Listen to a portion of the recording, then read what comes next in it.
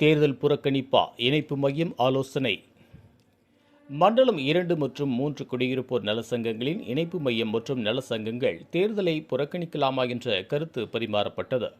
மண்டலம் 2, 3 பகுதிகளில் உள்ள அடிப்படை பிரச்சினைகளை தீர்க்க இணைப்பு மையம் மற்றும் நல சங்கங்கள் சார்பில் பல வருடங்களாக பல்வேறு முயற்சிகள் எடுக்கப்பட்டும் இதுவரை தீர்வு கிடைக்கவில்லை. இணைப்பு மைய செயற்குழு மற்றும் பொதுக்குழுவில் தேர்தலை புறக்கணிக்கலாம் என்ற கருத்து பரிமாறப்பட்டது. இருந்தாலும் மக்களின் உணர்வுகளை தெரிவிக்கும் வகையில் ஊடக சந்திப்பு நடைபெற்றது.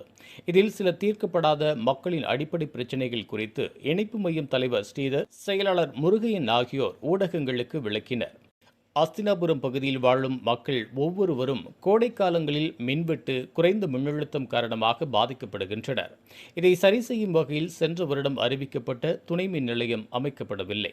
அஸ்தினாபுரம் பேருந்து நிலையத்தில் எந்தவித அடிப்படை வசதிகளும் செய்யப்படவில்லை. ராதாநகர் சுரங்கப்பாதையில் மற்ற சுரங்கப்பாதைகளில் உள்ளது போல் சுரங்கப்பாதையிலிருந்து ரயில் மேடைக்கு பொதுமக்கள் செல்வதற்கு படிக்கட்டுகள் அமைக்கும் திட்டம் இருந்தாலும் இதுவரை அமைக்கப்படவில்லை. கிழக்கு பகுதியில் சுரங்கப்பாதையிலிருந்து MIT நடை மேம்பாலம் வரை பொதுமக்கள் செல்வதற்கு அணுகுபாதையும் மின் படிக்கட்டுகளும் அமைக்க நெடுஞ்சாலைத்துறை சார்பில் ஒத்துக்கொண்ட போதும் இதுவரை அமைக்கப்படவில்லை. இதன் காரணமாக பொதுமக்கள் ரயில் தண்டவாளங்களை கடந்து செல்லும் நிலை உள்ளது. அது மட்டுமல்லாமல் பல உயிரிழப்புகளும் ஏற்பட வாய்ப்புள்ளது. சுமார் 2.5 லட்சம் ஏழை எளிய நடுத்தர மக்களின் வாழ்வாதாரத்திற்கு துணை நிற்கும் வகையில் 2014ஆம் ஆண்டு வைஷ்ணவா கல்லூரி ரயில்வே கேட்டில் அரசு பேருந்து சென்று வரும் வகையில் இருவழி சுரங்கப்பாதை அமைக்க 60 கோடியில் திட்டம் தயாரிக்கப்பட்டும் அமைப்பதற்கு இதுவரை எந்தவித முயற்சியும் இல்லை. இதனால் சுமார் 2.5 லட்சம் மக்கள் தீவில் வாழ்வது போல் வாழ்கின்றனர். சிறு கிராமங்கள் கூட அரசு பேருந்து பெற்றிருக்கும் இந்த நிலையில் நகரத்தில் வாழும் மக்கள் பேருந்து வசதி இல்லாமல் இருப்பது சரியா என்ற வினா எழுவது இயல்புதானே. ராஜேந்திர பிரசாத் சாலை, ராதாநகர் பிரதான சாலை, ஸ்டேஷன் சாலை ஆகியவைகளில் உள்ள ஆக்கிரமிப்புகள் அகற்றப்படாததால் பொதுமக்கள் உயிரிழப்பு உட்பட பல்வேறு துன்பங்களை அனுபவிக்கின்றனர். மழை நீர்க்கால்வாய்களும் நீர்நிலைகளும் முறையாக பராமரிக்கப்படாததால் பொதுமக்கள் மழைக்காலங்களில் சாக்கடை கலந்த நீரில் வாழ்வதும் கோடை காலங்களில் லாரி தண்ணீரை நம்பி வாழும் நிலைக்கு தள்ளப்பட்டுள்ளனர். சாலைகள் அனைத்தும் முறையாக பராமரிக்கப்படாத சூழ்நிலை இருந்தது. சென்ற ஜனவரியில் மாண்புமிகு துணை முதல்வர் அவர்கள் இங்கு வந்ததையொட்டி அந்த சாலைகள் போடப்பட்டது. தற்போது தேர்தல் வருவதால் பெரும்பான்மையான சாலைகள் போடப்பட்டுள்ளது. இந்த நிலை என்பது துணை முதல்வர் தேர்தல் வந்தால் மட்டுமே சாலைகள் போடப்படும், மற்ற நேரங்களில் அதற்கான வாய்ப்புகள் இல்லையோ என்ற எண்ணம் மக்கள் மனதில் எழுவது இயல்புதானே. சாலைகளில் சுற்றித் திரியும் மாடுகள், நாய்களால் பொதுமக்கள் பல்வேறு இடையூறுகளை சந்திக்கின்றனர். இவைகளை கட்டுப்படுத்த போதிய நடவடிக்கை இல்லை. மேற்கண்ட முக்கிய பிரச்சினைகளை தீர்க்க நம்மால் தேர்ந்தெடுக்கப்பட்ட நண்பர்கள் மற்றும் உறுப்பினர்கள் போதிய முயற்சிகளை எடுக்கவில்லை என்ற வருத்தத்தை தெரிவிக்கும் அதே வேளையில் மாண்புமிகு முதல்வர் அவர்கள் தமிழ்நாட்டில் வாழும் அனைத்து மக்களின் பிரச்சினைகளை தீர்க்க நடவடிக்கை எடுக்கும் நிலையில் நகர்ப்பகுதிகளில் வாழும் இந்த மக்களின் பிரச்சினைகளை தீர்க்க முன்வருவார் என்று நம்புகிறோம் என்று செயலாளர் முருகையன் தெரிவித்துள்ளார். நண்பர்கள் அனைவருக்கும் வணக்கம். இந்த ஊடக சந்திப்பு ஏற்பாடு செய்வதற்கு அல்லது நடத்துவதற்கு இந்த சூழ்நிலைக்கு நாம் தள்ளப்பட்டோம். இணைப்பு மையத்தை பொறுத்தவரையில் இந்த சூழ்நிலைக்கு நாம் தள்ளப்பட்டோம். காரணம் என்னவென்று சொன்னால், தாம்பரம் மாநகராட்சி மண்டலம் 2, 3 பகுதியில் வாழ்கின்ற மக்களின் மிகவும் அடிப்படை வசதிகளை, வாழ்வாதாரத்திற்கு தேவையான அடிப்படை சில வசதிகள் செய்யப்படவில்லை. செய்வதற்கு வழிவகை இருந்தும் கூட அது செய்யப்படாத காரணத்தினாலே கிட்டத்தட்ட 2 லட்சம் மக்கள் பாதிக்கப்படுகிறார்கள். அதற்கு கடந்த பல வருடங்களாக இணைப்பு மையம் சார்பில், நலச்சங்கங்கள் சார்பில் எடுக்கப்பட்ட பல்வேறு முயற்சிகளுக்கு எந்தவித பலனும் இல்லை என்ற காரணத்தினாலே இணைப்பு மைய பொதுக்குழு கூட்டத்தில் பெரும்பான்மையான உறுப்பினர்கள் நாம் தேர்தல் புறக்கணிப்பு செய்யலாம் என்ற கருத்தை வலியுறுத்தினார்கள். இருந்த போதிலும் இன்னும் எங்களுக்கு நம்பிக்கை இருக்கிறது என்ற காரணத்தினாலே தேர்தல் புறக்கணிப்பு என்பதை கொஞ்சம் மாற்றி இந்த ஊடக சந்திப்பை நடத்தலாம் என்ற நிலையில் இந்த ஊடக சந்திப்பை நடத்தி குறிப்பாக சில பிரச்சனைகளை இங்கே தெரிவிக்க விரும்புகிறோம். அஸ்தினாபுரம் பேருந்து நிலையம், அதாவது 2004ஆம் ஆண்டு முதல் இணைப்பு மையத்தின் தொடர் முயற்சியின் காரணமாக சென்ற வருடம் அந்த பேருந்து நிலையம் ஏற்படுத்தப்பட்டது. அங்கு எந்தவித அடிப்படை வசதிகளும் இன்னும் ஏற்படுத்தப்படவில்லை. அங்கே வர டிரைவர் கண்டக்டர் டைம் கூட அவர்களுக்கும் எந்த வசதியும் இல்லாத ஒரு நிலை. அதை ஏற்படுத்துவதற்கு பல முறை அனைத்து மட்டத்திலும் நாம் சந்திப்பு நடத்தி கடிதங்கள் கொடுத்து வலியுறுத்திய போதும் இதுவரையில் ஏற்படுத்தப்படவில்லை. அதேபோல் அஸ்தாபுரம் பகுதியில் அதாவது இந்த வெயில் காலம் வந்துச்சுன்னு சொன்னால் வோல்டேஜ் ட்ராப் இருக்குது, பவர் கட் இருக்குது. அதை சரி செய்வதற்காக அங்கே ஒரு சப்ஸ்டேஷன் போடுவதற்கு சென்ற வருடமே அசம்பிளியில் அதுக்கு அப்ரூவல் கொடுக்கப்பட்டது. ஆனால் இதுவரையில் அந்த சப்ஸ்டேஷன் அமைப்பதற்கான எந்த முயற்சியும் நடைபெறவில்லை. அதே போல் பார்த்தீங்கன்னு சொன்னால் இங்கே அதாவது சாலைகளை பொறுத்தவரையில் ராஜேந்திர பிரசாத் சாலை, ஸ்டேஷன் சாலை, அதே போல் ராதாநகர் பிரதான சாலை போன்ற சாலைகளில் பார்த்தீங்கன்னு சொன்னால் எங்கே பார்த்தாலும் ஆக்கிரமிப்பு. அதன் காரணமாக சாலைகள் சுருங்கி விட்டது. குறிப்பாக ராஜேந்திர பிரசாத் சாலையில் சாலைகள் சுருங்கிய காரணத்தினால என்கரேஜ்மெண்ட்னால சென்ற வருடம் ஒரு +2 மாணவியும் ஒரு முதியோர் ஒரு பஸ்ஸில் அடிபட்டு இறந்து போனார்கள். அதன் பிறகும் இந்த ஹைவேஸ் ஆனது எந்தவித நடவடிக்கையும் அதை எடுக்கவில்லை.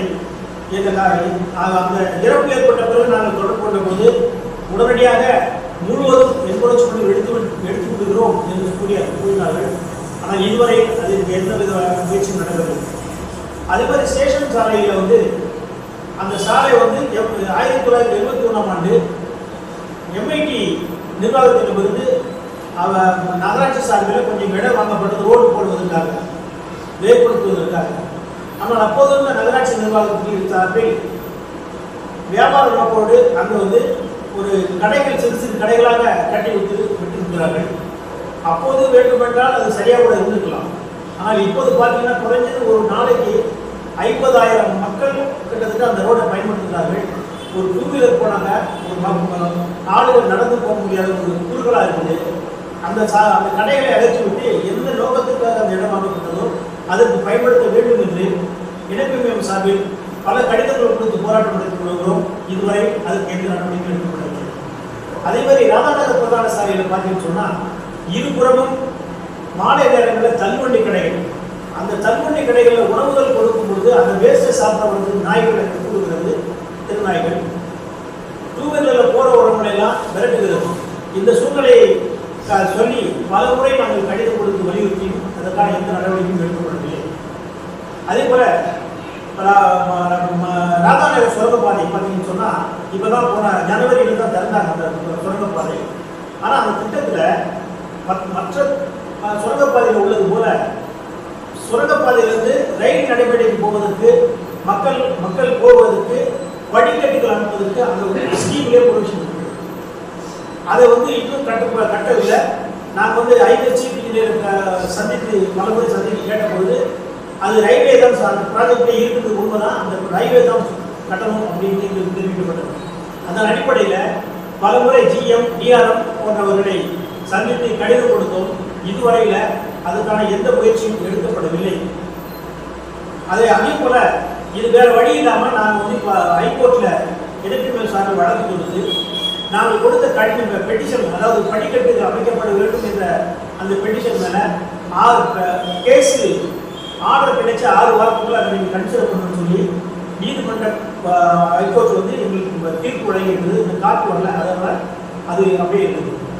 அதே போல் அதுக்கு முன்னால் பார்த்தீங்கன்னு சொன்னால் நெமிலிச்சேரி டு பிராட்வேக்கு 52E ஒரு பஸ் போயிட்டு பொதுமக்கள் அதை பயன்படுத்தி வந்தாங்க. கிட்டத்தட்ட ஒரு 15 வருடங்களுக்கு முன்பாக அந்த ரயில்வே கேட் 2 கேட்டிங் வைஷ்ணவ காலேஜ் ராதாநகர் கேட் 2 கேட்டிங் காரணம் காட்டி அந்த பேருந்து நிறுத்தப்பட்டிருக்கும். அதில் இருந்து எங்களுக்கு அரசு பேருந்து செந்தூர் வகையில் எங்களுக்கு சுரங்கப்பாதை அமைக்க வேண்டும் என்று எங்களுக்கு பல்வேறு வேண்டுகோள் விடுத்ததன் அடிப்படையில் 2014ஆம் ஆண்டு நகராட்சி சார்பில் தீர்மானம் போட்டு நெடுஞ்சாலைத்துறைக்கு அனுப்பி highway chief engineer, highway secretary, railway chief engineer 3 பேர் அந்த ஸ்பாட்டை அதாவது வைஷ்ணவ காலேஜை விசிட் பண்ணி ஹெவி வெஹிக்கிள் அதாவது பஸ் அரசு பேருந்து செந்தூர் வகையில் இதுபடி சுரங்கப்பாதை அமைவதற்கு 60 கோடி ரூபாயில் எஸ்டிமேட் 60 கோடி ரூபாய் எஸ்டிமேட்டில் அந்த ஸ்கீம் தயாரிக்கப்பட்டது. அதை நாங்கள் பர்மிட் கேட்கும் பொழுது ராஜாநகர் சுரங்கப்பாதை பணி முடிந்த பிறகு அதை நாங்கள் தொடர்வோம் என்று நிர்வாக சார்பில் எங்களுக்கு தெரிவிக்கப்பட்டது. ஆனால் இதுவரையில அது அமைப்பதற்கான எந்த ஒரு நடவடிக்கை எடுக்கவில்லை. இதன் காரணமாக கிட்டத்தட்ட ராஜாநகர் கேட்டில் இருந்து கிட்டத்தட்ட நண்பகலம் வரையில குறைஞ்சது ஒரு 2,50,000 மக்கள் இருக்கிறார்கள். இப்போவும் நிறைய பிளாட்ஸ் டெவலப் ஆகிட்டே இருக்கு. இந்த மக்களுக்கு பேருந்து வசதி, அதாவது இப்போ பார்த்தீங்கன்னா தமிழ்நாட்டில் சிறு சிறு கிராமங்கள் கூட அரசு பேருந்து வசதியால் இணைக்கப்பட்டிருக்கிற இந்த சூழ்நிலையில் சிட்டி பகுதியில், அதாவது நகரப்பகுதியில் வாழ்கின்ற அந்த மக்கள் எந்தவித பேருந்து வசதி கிடையாது, ஷேர் ஆட்டோ கிடையாது. இந்த சூழ்நிலையில் அவங்க எல்லாருமே வந்து உழைக்கும் மக்கள் அத்தனை பேருமே பிரைவேட் வெஹிக்கிளை நம்பி தான் அவங்க வாழ்க்கையை ஓட்ட வேண்டியிருக்கு. அவங்க சம்பாதிக்கிற ஒரு பணத்தில் ஒரு குறிப்பிட்ட தொகையை அவங்க போக்குவரத்துக்கே செலவழிக்கக்கூடிய ஒரு சூழ்நிலையில் வாழ்ந்து வருகிறோம். இதை செய்வதற்காக வேண்டி நாங்கள் பல போராட்டங்கள் நடத்திவிட்டோம், பல சந்திப்புகள் நடத்திவிட்டோம். இதுவரை எந்த விதமான நடவடிக்கை எடுக்கப்படவில்லை. அதுபோல் இந்த ஒரு எஸ்போர்ட் ஒரு பஸ் போயிருக்கு. அந்த பஸ் ஒரே ஒரு பஸ் போது எப்போ போகும் எப்போ வரும்னு எங்களுக்கு தெரியல. அதனால அந்த பஸ் போயும் யூஸ் இல்லைங்கிற ஒரு சூழ்நிலையில தான் இருக்குது. S9 ஒரு பஸ் ஓடிட்டு இருந்தது, அந்த பஸ்ஸை இப்போ நிறுத்திவிட்டாங்க. ஆகையினால இந்த மாதிரி பிரச்சனைகள் எல்லாம் சொல்வதற்காக தான் இந்த பிரஸ் மீட்டை நாங்கள் ஏற்பாடு பண்ணணும். ரெண்டாவது பார்த்தீங்கன்னு சொன்னா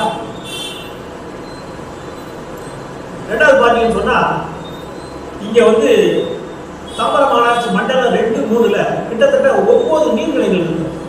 அந்த நீர்நிலைகளுக்கு வர வேண்டிய இன்வெர்ட், அதாவது தண்ணி வரத்து கால்வாய், ஏரியிலிருந்து வெளியேறு கால்வாய், இதெல்லாம் ஏற்கனவே இருந்தது.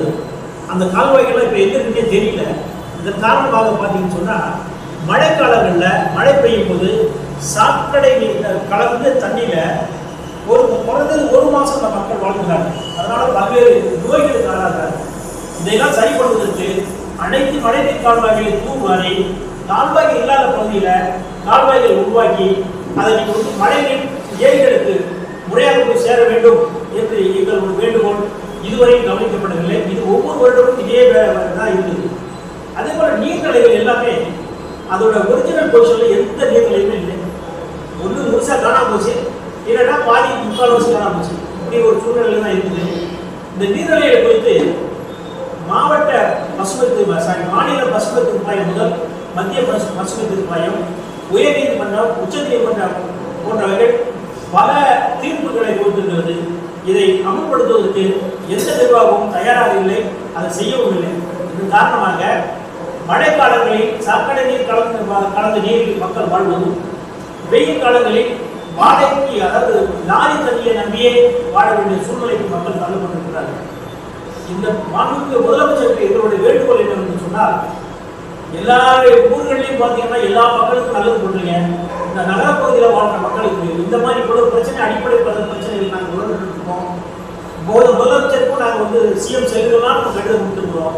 இதுவரையில் இந்த மக்களோட குறைகள் கவனிக்கப்படவில்லை.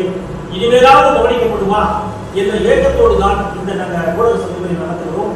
கவனிப்பார்களா என்பதை பொறுத்திருந்தான் பார்க்கிறோம்.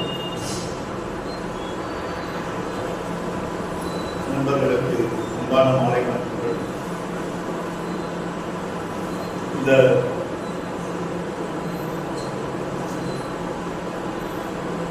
இணைப்பு மையத்தின் சார்பாக ஆக்சுவலாக வந்து பார்த்தீங்கன்னா நிறைய போராட்டங்கள், சாலை மறியல் போராட்டங்கள், ஆர்ப்பாட்டங்கள்லாம் வந்து நடத்திருக்கோம். கடந்த காலங்களில் ஊடகத்திலேயும் இது வந்து செய்திகளாக வெளியிடப்பட்டிருக்கிறது. அதே போல பல வருடங்களாக குறைதீர்ப்பு முகாமையும் இந்த அடிப்படை வசதிகளுக்கு உண்டான ஒரு கோரிக்கைகளை வந்து எங்களோட எதிர்ப்புறமாக இணைப்பு மையத்தின் சார்பாக ஒரு புகார் தெளிவுபடுத்திருக்கிறோம். முதலமைச்சரின் தனிப்பிரிவு மற்றும் தாம்பரம் மாநகராட்சி நிர்வாக அதிகாரிகளுக்கும் சம்பந்தப்பட்ட ஹைவேஸ் டிபார்ட்மெண்ட், ரயில்வே டிபார்ட்மெண்ட் இவங்க எல்லாருக்குமே வந்து இந்த தேவைகளை வந்து மனுக்களாகவும் பல ஊடக செய்திகளாகவும் அனுப்பியிருக்கிறோம். ஆனால் இன்னி வரைக்கும் வந்து பார்த்தீங்கன்னா இதில் எந்த விதமான முன்னேற்றமுமே இல்லை. அடிப்படை வசதிகளுக்கு போராட வேண்டிய சூழ்நிலையில தான் இன்னைக்கு இங்கே இருக்கிற, குறிப்பாக கிழக்கு பகுதி மக்கள் வந்து பார்த்தீங்கன்னா அடிப்படை வசதிகளுக்கு போராடுற ஒரு சூழ்நிலையில தான் அதிகாரிகள் தாம்பரம் மாநகராட்சி நிர்வாகம் வந்து பார்த்தீங்கன்னா காலையில் நீங்கள் வந்து இந்த வாட்ஸ்அப் குறுஞ்செய்தியில் பார்த்தீங்கன்னா அந்தந்த பகுதி மக்கள் வார்டு மக்கள் வந்து பார்த்தீங்கன்னா ட்ரைனேஜ் பிளாக் இருக்குமாங்க, தண்ணி வரலன்னு போடுவாங்க. டெம்பரவரியாக அதை சால்வ் பண்ணுறதுக்கு உண்டான ஒரு மெத்தடாலஜி தான் அவங்க ஃபாலோ பண்ணுறாங்க. பர்மனன்ட் சொல்யூஷன் அப்படிங்கிறது வந்து இன்னி வரைக்கும் இவங்க வந்து எதுலேயுமே நிர்வாகம் எடுத்துக்கிறோம். தேர்ந்தெடுக்கப்பட்ட மக்கள் உறுப்பினர்களும் சரி, நிர்வாகமும் சரி, எந்த விதமான ஒரு நிரந்தர தீர்வுக்கு வழி. செயலாளர் சொன்ன மாதிரி மழை காலத்தில் வந்து பார்த்தீங்கன்னா கிழக்கு பகுதியில் இருக்கிற முக்கால்வாசி பகுதி வந்து பார்த்தீங்கன்னா மழை நீர் மற்றும் கழிவு நீர் கலந்து தான் வரும். நீங்கள் பெரும்பாலான பகுதிகளில் மாநகராட்சி நிர்வாகமே கழிவு நீரை எடுத்துட்டு போய் மழைநீர் கால்வாயில வெளியில தான் விடுறாங்களே தவிர்த்து அதை வந்து ஒரு பர்மனன்ட் நிரந்தர தீர்வுக்கு அந்த வழி சொல்லவே மாட்டேன்றாங்க. எங்க பார்த்தாலும் வந்து பார்த்தீங்கன்னா இந்த ஓடர்ஸ் வந்து நிறைய உதாரணத்துக்கு சொல்றேன். இந்த சிற்றப்பாக்கம் மெயின் ரோடு வந்து பார்த்தீங்கன்னா அந்த பாலத்துக்கு கீழே புதுசாக ஒரு பூங்கா அமைச்சதுல நீங்கள் அந்த பக்கத்தில் அந்த ஹைவேஸ் கால்வாயில் பார்த்தீங்கன்னா எப்போவுமே இந்த சல்ஃபர் கேஸோட நெடி அந்த ஏரியாவில் பயணிக்கிற மக்களுக்கும் அங்கே வசிக்கின்ற மக்களுக்கு நல்லாவே தெரியும். பட் இதெல்லாம் வந்து எவ்வளோ தூரம் நீங்கள் வந்து இந்த பிரச்சனைகளை வந்து எடுத்து சொல்றதுங்கிறது வந்து புரியவே இருக்குது. எங்களோட இணைப்பு மையத்தோட இந்த லெட்டர் பார்த்தீங்கன்னா மேலே இருக்கிற பெருநரும் அந்த டேட்டும் மாறுமே தவிர்த்து மிச்ச அந்த கண்டென்ட் கோரிக்கைகளோட கண்டென்ட் வந்து பார்த்தீங்கன்னா கடந்த 15 வருஷமா இருக்கிற அதே கண்டென்ட்டை தான் திருப்பி நாங்கள் அனுப்பிச்சுட்டு இருக்கோம்.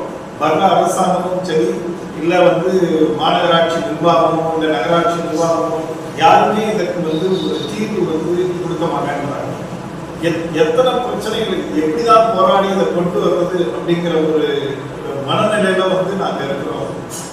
அதனால வந்து எங்களோட பொதுக்குழுலையும் எங்களோட செயற்குழுவிலையும் வந்து பார்த்தீங்கன்னா ஏன் நம்ம தேர்தல் புறக்கணிப்பு பண்ணக்கூடாது அப்படிங்கிற ஒரு மனநிலைக்கு நாங்கள் எட்டியிருக்கோம். ஏன்னா உதாரணத்துக்கு கிராமத்தில் வந்து ஒரு பிரச்சனைன்னா அந்த கிராம மக்கள் திரண்டு அந்த மறியல் பண்ணுற போது அவங்களோட பிரச்சனைக்கு ஒரு நிரந்தர தீர்வு ஏற்படும். ஆனால் இங்கே வந்து பல வருடங்களாக, அதாவது வந்து இந்த பகுதியில் வந்து ஒரு சாபக்கேடான்னு தெரியலைங்க, எல்லா விதமான, அதாவது எம்ஐடி காலமாக இருக்கட்டும், ராதாநகர் சுரங்கப்பாதை திட்டமாக இருக்கட்டும், எதுவாக இருந்தாலும் குறைந்தபட்சம் ஒரு 15 வருஷம் ஆனால் தான் அந்த திட்டம் வந்து மக்களின் செயல்பாட்டுக்கு வரும். அதே மாதிரி தான் இந்த எல்லா விதமான திட்டமும் சிம்பிளான விஷயங்கள், கால்நடை தொண்டைகள், நாய்கள், தெருவில் தெரிகிற மாடுகள், இதை பற்றி எவ்வளோ தூரம் நாங்கள் சொன்னோம். ஆனால் இது வந்து இதுவரைக்கும் இந்த பிரச்சனைக்கு தீர்வே கிடையாது. அடிப்படை குடித நீருக்கும் தீர்வு இல்லை. அதே போல இந்த ராதாநகர் சுரங்கப்பாதை, வைஷ்ணவா காலேஜ் இந்த சுரங்கப்பாதை, இந்த திட்டத்துக்கு எவ்வளவு போராட்டம் நாங்கள் நடத்த முடியும். போராட்டம் நடத்தியே வந்து பார்த்தீங்கன்னா இந்த பகுதி மக்கள் வந்து அழுத்தே போயிட்டாங்க. இவங்களுக்கு வேலையே இல்லையா அப்படிங்கிற ஒரு மனநிலைக்கு தள்ளிவிட்டாங்களோங்கிற ஒரு இதுதான். எத்தனை தான் இந்த மக்களுக்கு, அதாவது தேர்ந்தெடுக்கப்பட்ட உறுப்பினர்கள், சம்பந்தப்பட்ட அமைச்சர்கள், அதிகாரிகள், மாவட்ட நிர்வாகிகள், அதுக்குண்டான அந்த கலெக்டர் எல்லாரையும் பார்த்து நாங்கள் கொடுத்தா கூட இன்னி வரைக்கும் எங்களுக்கு அந்த கொடுத்த மனுக்கு ஒரு அக்னாலஜ்மெண்ட் கூட இன்னி வரைக்கும் எங்களுக்கு கிடையாது. நாங்களா திருப்பி பண்ணிட்டே இருக்கோமே தவிர்த்து இதுக்குண்டான தீர்வு வந்து பார்த்தீங்கன்னா ஒரு பெரிய கொஸ்டின் மார்க்காக தான் இருக்கு. இந்த தேர்தல் வந்து வாக்களிக்கணுமாங்கிற ஒரு மனநிலைக்கு நம்ம வந்து இங்க இருக்கிற மக்கள் வந்து இருக்காங்க. இதை புரிஞ்சுக்கிட்டு எந்த வந்து இந்த அரசாங்கம், அடுத்த வர அரசாங்கம் இதை வந்து தீர்க்குமாங்கிற ஒரு ஏக்கத்தோட தான் இந்த வாழ்கின்ற மக்கள் இருக்காங்க. எங்க நம்பிக்கை வந்து சிதைந்து விட்டது கடந்த அரசாங்கத்தில் எல்லா இதில் இருக்கிறவங்களுக்கு. அதனால வந்து இந்த நிர்வாகம் உடனடியாக இந்த பிரச்சனைகளுக்கு ஒரு நிரந்தர தீர்வு காண வேண்டும் என்பது இந்த பகுதிவாழ் மக்களின் எதிர்பார்ப்பு. நன்றி, வணக்கம். இது போன்ற உள்ளூர் செய்திகள், மாநில செய்திகள் மற்றும் பயனுள்ள தகவல்களை உடனுக்குடன் தெரிந்து கொள்ள GST ஆன்லைன் மீடியாவை இலவசமாக சப்ஸ்கிரைப் செய்து கொள்ளுங்கள்.